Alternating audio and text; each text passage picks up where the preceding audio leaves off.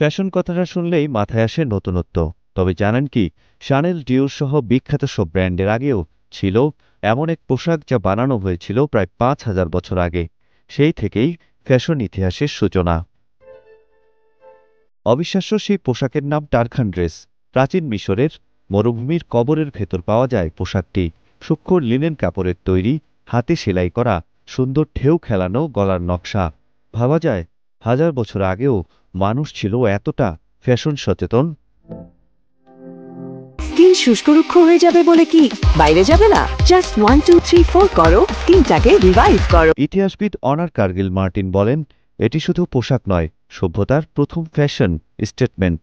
এই পোশাক পরীক্ষা করেন তিনি, যাতে ধরা পড়ে মিশরীয় হাতের নিখুঁত দক্ষতা আর শিল্পবোধ। ফ্যাশন বদলেছে যুগে যুগে, কিন্তু এই টারখান ড্রেস যেন জানান দেয় মানব ইতিহাসের প্রথম সূক্ষ্ম সুতাতেই লুকিয়ে ছিল আজকের ফ্যাশন দুনিয়ার বীজ। এটি শুধু একটি পোশাক নয়, সময়ের সাক্ষী, সভ্যতার প্রথম র্যাম্প ওয়াকের নিঃশব্দ স্বাক্ষর। এই পোশাকে মিশে আছে নিখুঁত হাতের ছোঁয়া, প্রাচীন সভ্যতা আর ভালোবাসা স্মৃতি।